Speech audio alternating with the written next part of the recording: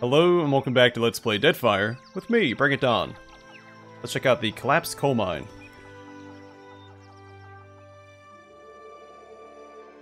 In the distance, you spy a mine set to the side of a hill, its entrance just barely peeking out from between the trees. Hike up to the mine. As you near the mine, a loud explosion rocks the ground.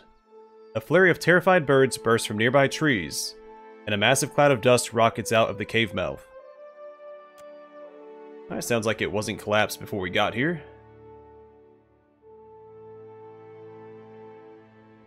The Rawatayans must be mad to store this much gunpowder beneath them.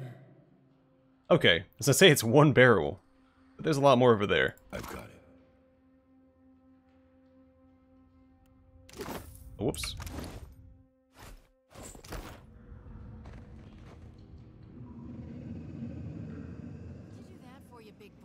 We only needed the one barrel. One! Maybe if you'd told me that before, we'd have a mine to go and loot. You're the ass with the giant cannon. You should know how explosives work. Friends, we have more than enough gunpowder to solve this problem. Won't work. Oh, now you know what to do with the black powder, sure. Leave him be and grab a shovel, Achaia. Take the shovel yourself. I'll keep the watch. Wasn't built for manual labor. Don't you dare doze off like last time. All the enemies here have unique names. Huh? Sure. Enemies ahead, yeah? She's Kith. I'm gonna solo her with my main character. Take him down, but watch out for the barrels.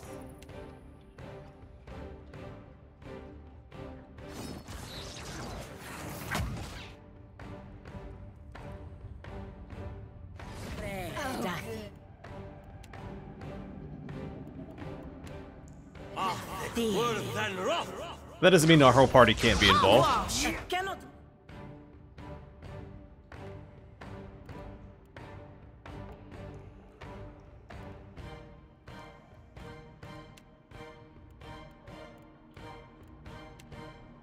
That's not supposed to happen.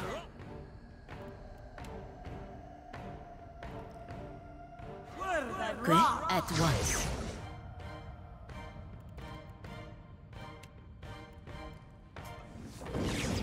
Just like... Oh, that's the stuff.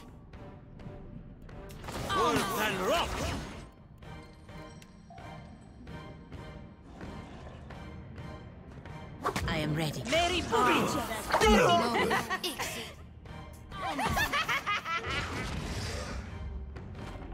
Okay, what does that put Modwear at? 15 out of 25. Fantastic. I am ready. At once.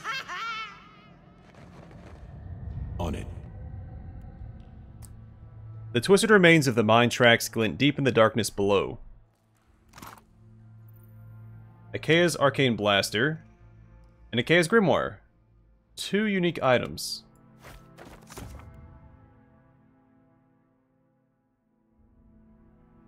Some good spells here, but Aloth knows most of them already. Probably give this to Facina. I forgot what she can't cast as a conjurer.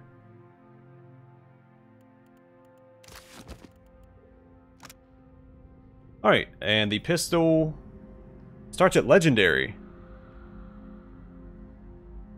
She wasn't that powerful of an enemy.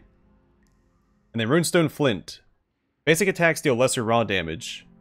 And Imbued Ammunition grants Imbued Ammunition. Supercharged Arcane Blaster's magic bullets, causing each shot to cause additional Crush Corrode damage at the cost of reload speed. Additional enchantments can cause additional effects.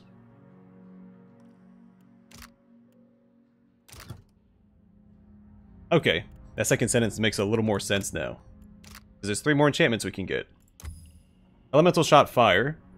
Modifies Imbued Ammunition with 10% on scoring hit to add burn damage over time.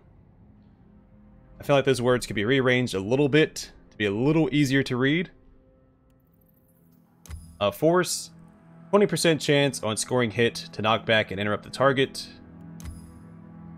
And Frost, 5% chance on scoring hits to petrify target. Then upgrades the runestone flint. Bullet time. 10% chance to reload instantly for a short time.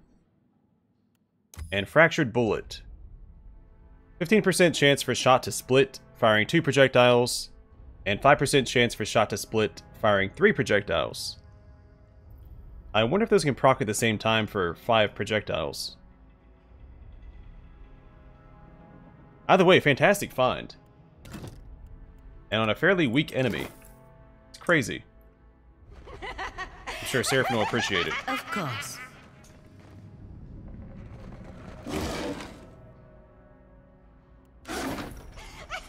Enemies ahead. These furs are rank with the smell of mildew and unwashed bodies.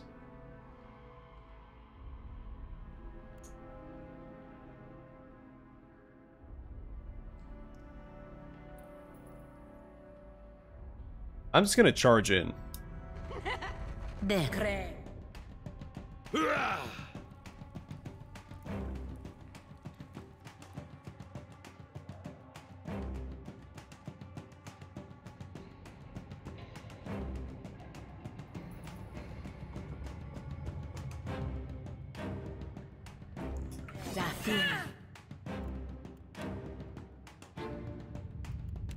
I'm not gonna do anything fancy. I'm just gonna try and kill all the Kith enemies with my main character.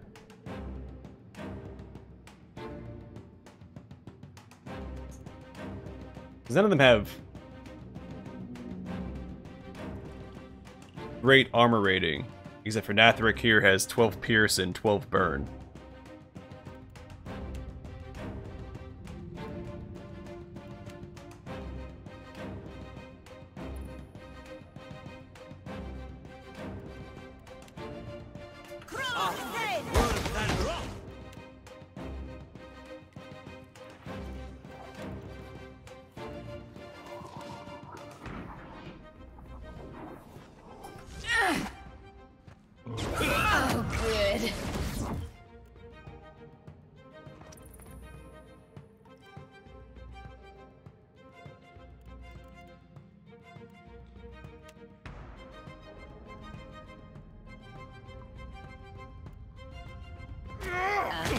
Cresta.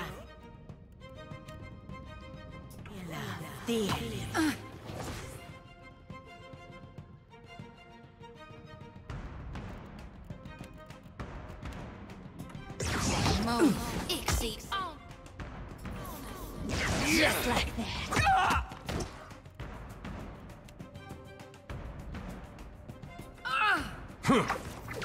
Quick.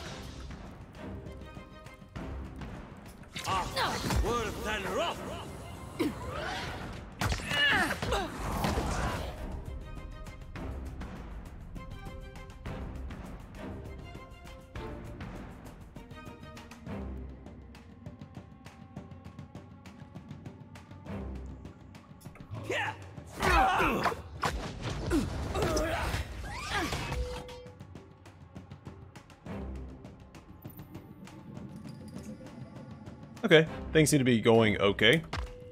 That's it! Oh, good.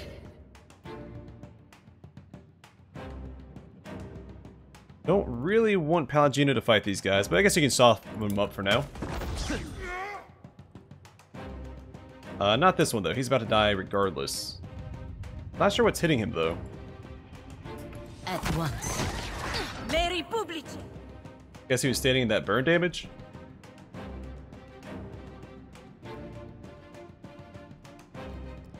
Spare me just like that.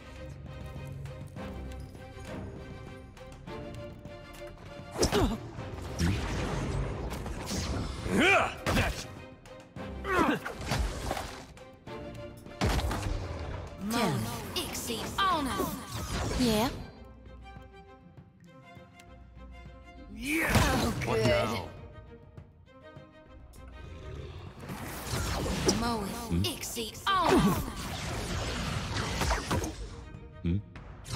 Alright, now we just hang tight while... we can soften him up a little bit, I guess.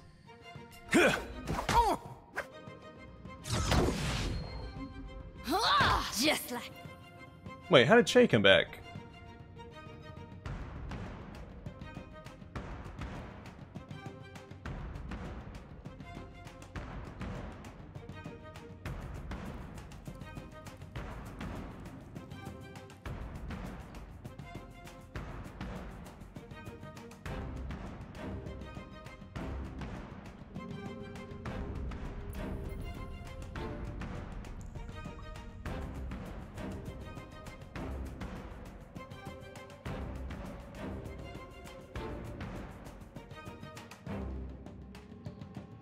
So assuming this guy's a priest, I wasn't really paying attention. Yeah, Triumph of the Crusaders. I assume he resurrected Che? I don't see it there.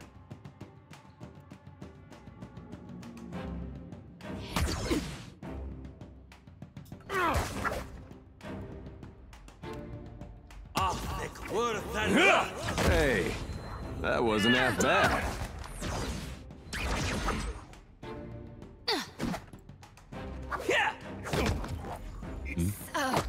Let's go. Yes? Yeah. That's it?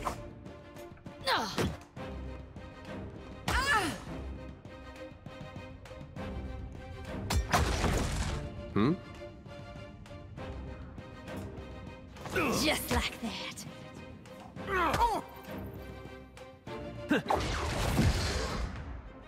Alright, let's drop a couple more buffs. One more hit with the dare on Ronig. This doesn't usually happen. I swear. Take that. Yeah!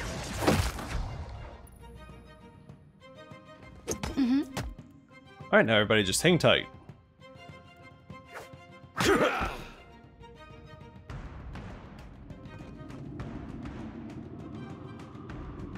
Oh, good.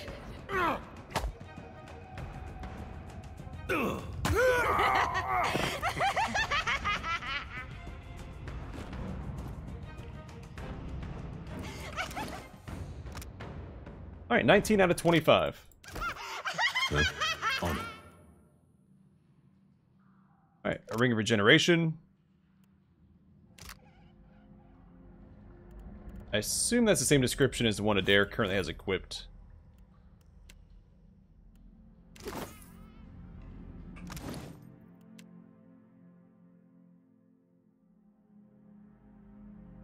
Oh, he has greater regeneration.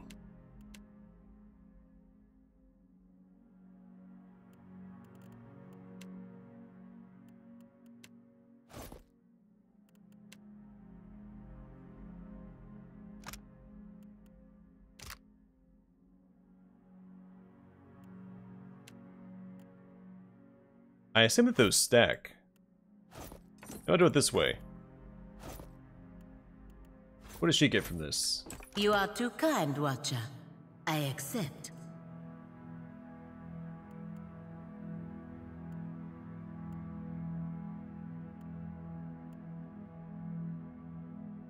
By might and intellect, I think that's worth it.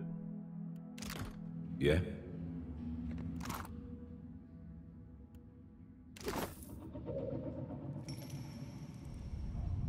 Right.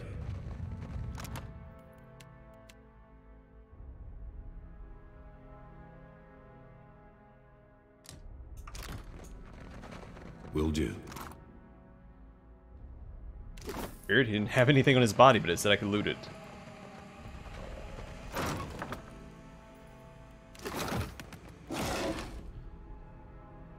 Ooh, a lightning bomb. A frost bomb.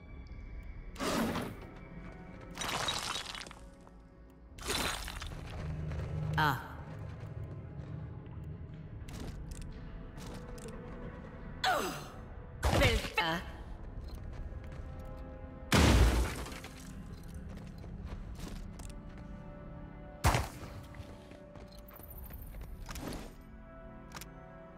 So I did not realize that blunderbusses were one-handed. I knew that Seraphim's was.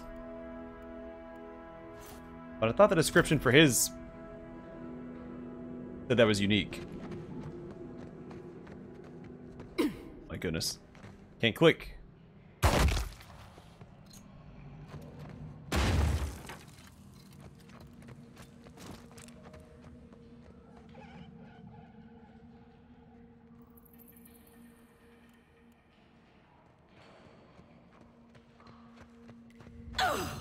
Perfecto!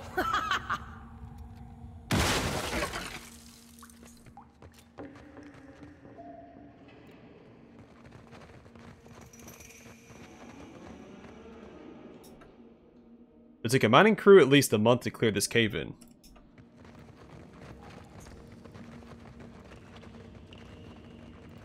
¿Qué?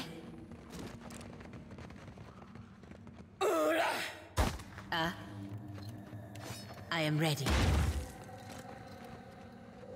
Okay, let's blow this popsicle stand.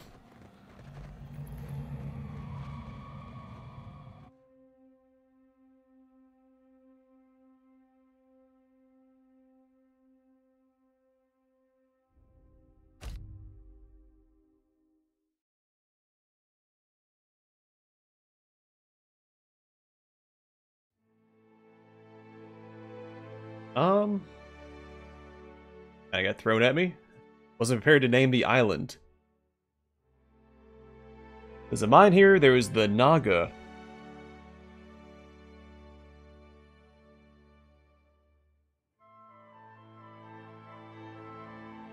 I know. Gunpowder Cove.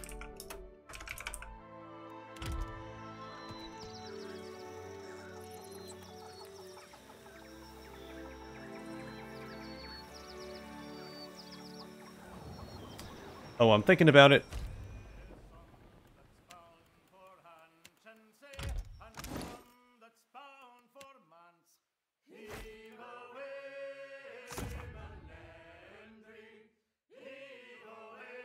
Alright, so it is a little redundant.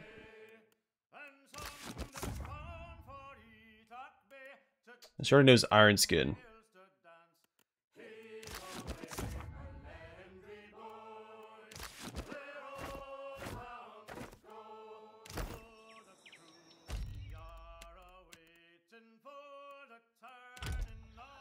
Alright, so what I'm going to do is clear out this little fog of war here, and then kind of work my way north of the islands that we've already explored, and clear out more of it as we work our way down to Fort Deadlight.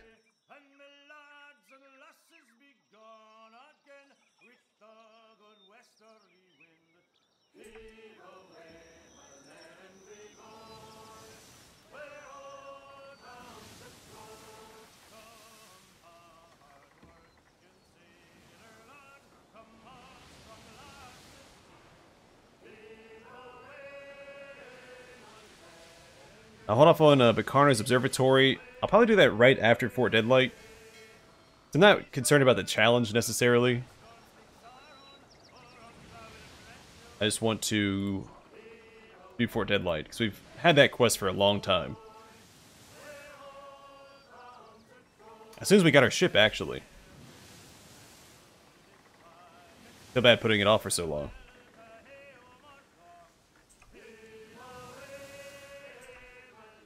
Oh, that's weird.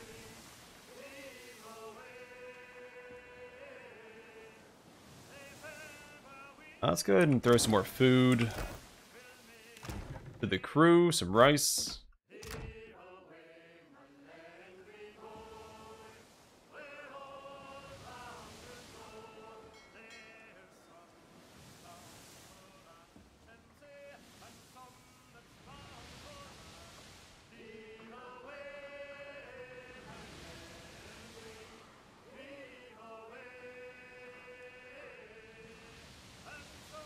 Yeah, we're going to clear out around the Oathbinder's Sanctum. Alright, so here's the deck of many things. This is a DLC. I saw this before. I didn't realize it was a merchant ship. It's a pretty funny name. I assume that the deck of many things DLC added an actual deck of many things. The actual card deck. A ship appears on the horizon, riding low in the water. Approach and identify it. The vessel boasts the sharp angles and flat front of a junk, but does not fly the colors of Rawatai or any other naval power. Its banners identify it as a merchant ship. The craft's hull appears heavily reinforced, and its gun ports bristle with cannons, but it cuts a non-hostile path through the sea. Hail the ship and prepare to board. Also, assume that anytime you clicked on a ship, it was automatically an attack. Greetings, my fellow captain. So I may try to click on more merchant ships as we see them. I'm assuming, besides this one, it'll just provoke an attack. The moon god likes short stature and sharp features, mark him as being of elven blood, and his accent bears more than a trace of Adiran. He bows slightly at the hip. Captain Thanik at your service. Allow me to be the first to welcome you aboard my humble vessel, the deck of many things. Thank you. Below you will find merchants from every corner of Aora, each vending an assortment of wares both rare and unusual. He gestures towards the hatch of the inner hold, or to the inner hold. Grinning, he raises a single finger. Lest you think us easy marks, know that we have bested pirates and monsters of every sea. Cross us, and we'll be adding your shiniest bits and pieces to our inventory, and your bodies to Andra. But let it not come to that. Please come below, my new friends, and explore what the deck offers.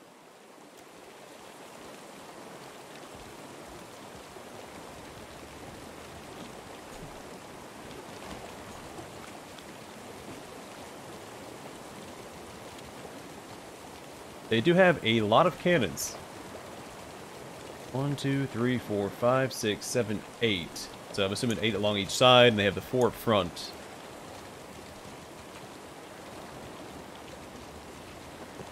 These might even open up for more cannons.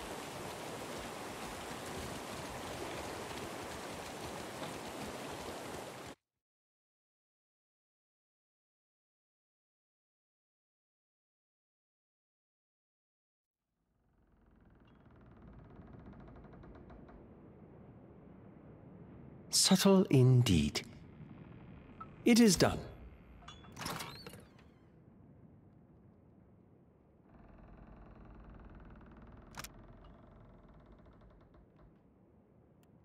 Alright, so the missile gloves grants Minelettas bounding missiles, 10 charges. Have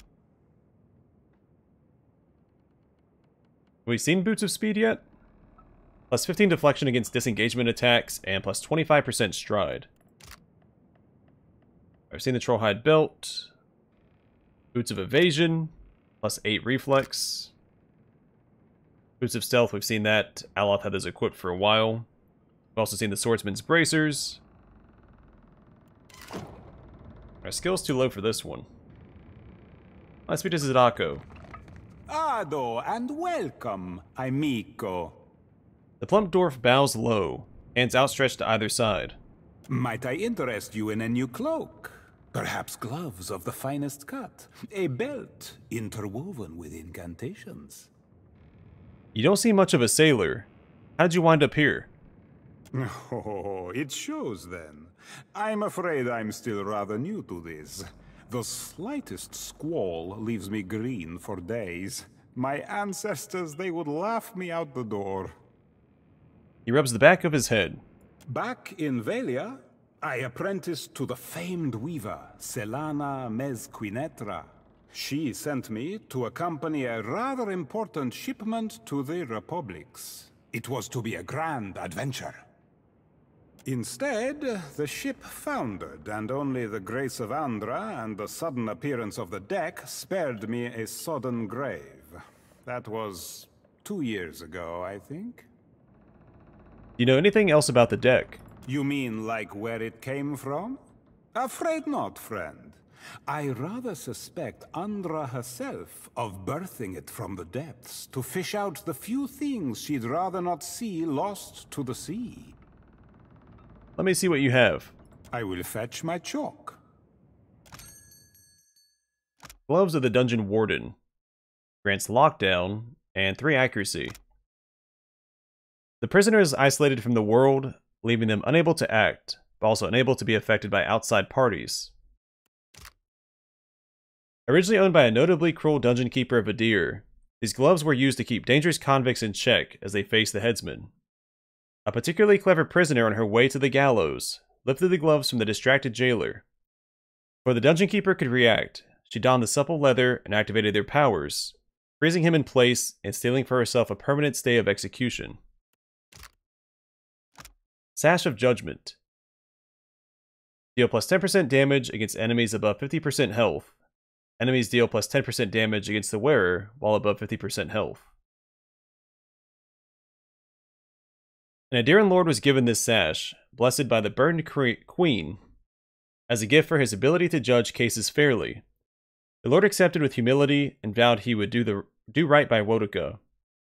A year passed, and the Adiran found his own son charged with the murder of a local innkeeper. Though the lord knew he must fairly sentence his son, he could not bear sending him to the wheel. The lord relented, so he pardoned his son and sent him into exile. That night, the lord must have received a visit from the Strangler herself, for in the morning, he was found hanging by the sash from the castle walls. Cap of the Laughingstock. -1 stealth and grants village full. The wearer invites laughter from all around them, granting all friends and foes immunity to resolve afflictions, also reducing their deflection. This cap was found floating in the water by a small crew of adventurers. One of them, an amused Amoa, donned it and found that every enemy he faced faltered at the sight of the jingling bells atop his crown. His companions did not find the hat's constant faint tinkle so humorous after a fortnight. In a fit of rage, they cast the hat overboard while he slept, along with the Amoa wearing it.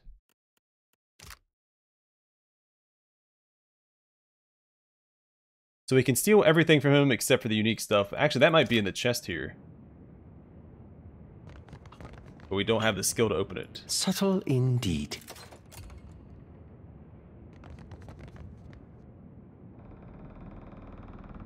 Finding everything to your liking, Captain? Fennec smiles, wan light shining from his horns. Quite the unusual ship you have here. He pats his desk lovingly. Isn't it, though? And older than any of us aboard to boot. So Tara keeps the old tub looking like new, more or less. You might have noticed the Engwithan imagery in the beams, or the copper wiring. I suspect the deck, the hull at least, dates back to that ancient fabled empire. That seems pretty unlikely. Not that I'd make any grand claims about its import. Probably just an older merchant craft lucky enough to survive whatever brought Engwith low.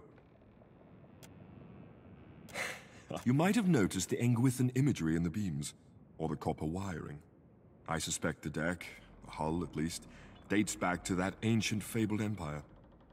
I'm sure. Not that I'd make any grand claims about its import. Probably. Look through all this again. You might have noticed the Engwithan imagery, but of course. How did you come to be captain of the deck? Not just the decks, but the hull and the masts too. His laughter rings like a bell. Yeah, laugh politely. I came to Adir a century gone by now and boarded the deck as a wee lad. A stowaway even. Might have thrown me overboard, the old captain, were it not for the shine. He taps the luminous horns projecting from his scalp. Few sailors go seeking Androzaya. Was the first time my being godlike had caused me aught but suffering. It's not easy, being God's touched. You don't know the half of it, friend. Not just the decks, but I came to Adir a century ago. Few sailors go seeking Androzaya. Was the but of course. Not just the deck. I came to Adir. Few sailors go, but of course. Alright, do you have something to sell me too? Or do you live off the profits of the crew? Aye. I sell the finest enchanted objects in the Deadfire. Will cost you a shilling or 60, but quality comes at a price. Let me see what you have. Nothing but the best aboard the deck.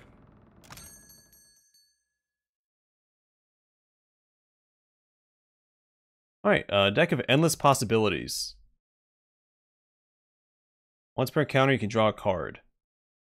The true origins of this deck remain contested by many, but one account suggests the initial creator to be none other than the eccentric Adiran archmage Tane. While a majority of his work is secreted away, likely due to being catastrophic failures, this deck remains a testament to his ingenuity. Some colleagues speculate that Tane intentionally imbued some of his own essence into the deck, which accounts both for its chaotic nature and powerful effects. Beloved Night Doll.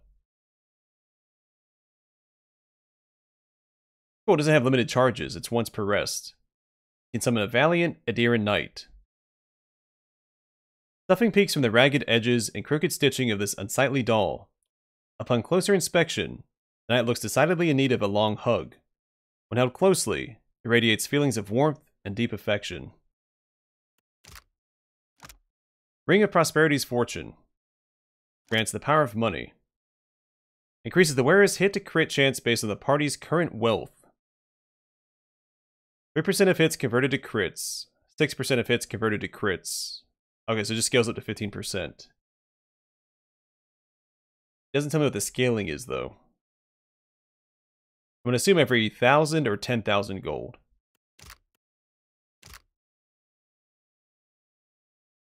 Alright, a Necklace of Unlocked Possibilities.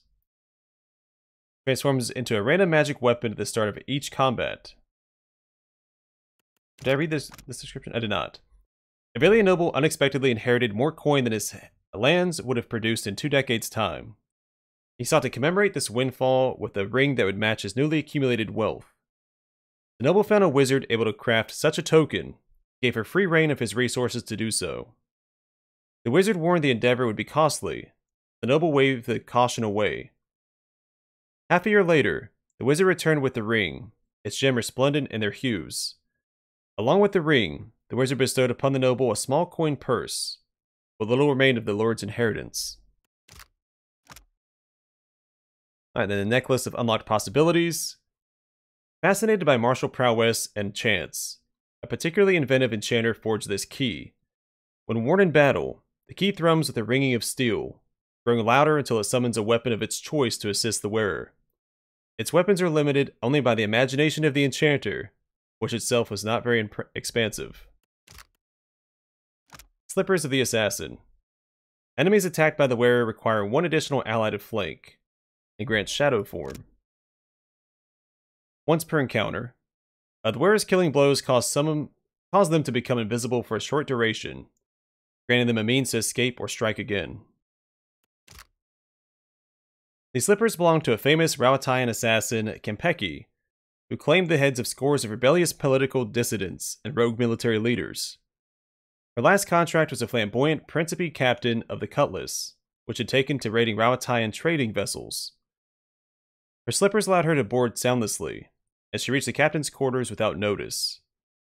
It said she happened upon the scoundrel enjoying her evening glass of wine. None know what occurred in that cabin, but the pirate captain Kempeki would play the Deadfire for years to come. Having no further use for the shoes, she threw them overboard, along with the former captain. Cape of the Falling Star. Grants Lone Traveler. When not near allies, the wearer gains a bonus to all defenses, +7. And Fire Descent. Hostile only, burn crush AoE on unconscious. Commissioned by the Valian wizard Flavio, the seamstress Solana Mes Quintetra wove this delicate fabric with deft hands. When the cloak was complete, she had it enchanted by Meneletta herself, imbuing it with dazzling stars to reflect the heavens above. When Solana returned to Flavio with the bill of commission, he floundered, unable to produce the coin. In a fit of spiteful pique, Solana gifted the cloak to her thoroughly non-magical apprentice Zadako, who has been attempting to sell it ever since. Cloak of Poverty. Grants Impoverished.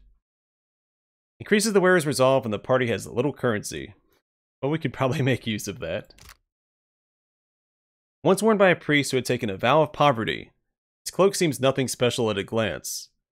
The burlap is worn and frayed at the edges. Only those with little coins stand to gain from this cloak, enjoying the vigor that the priest once exercised in the name of his god. Fool's Shoes. Imbued Wit. Apply Confuse to enemies that hit the wearer with an intellect affliction.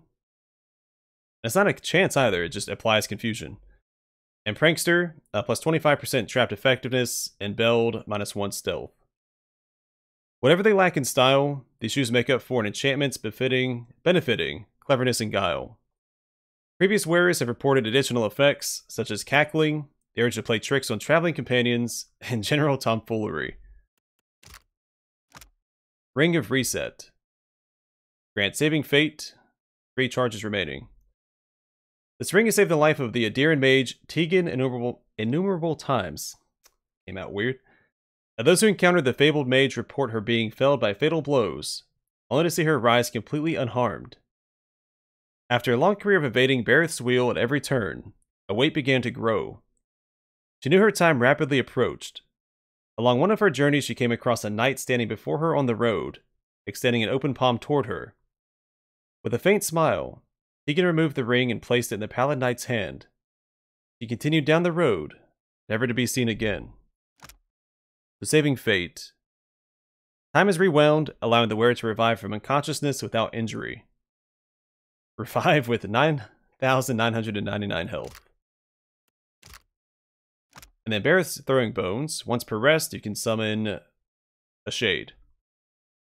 Many a kith have rolled on the outcome of these bones, yet each previous owner suffered a similar demise, their bodies found drained of life.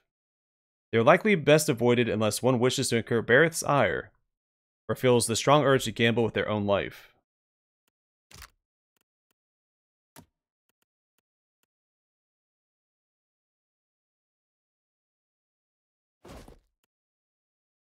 We'll hold off on that for now.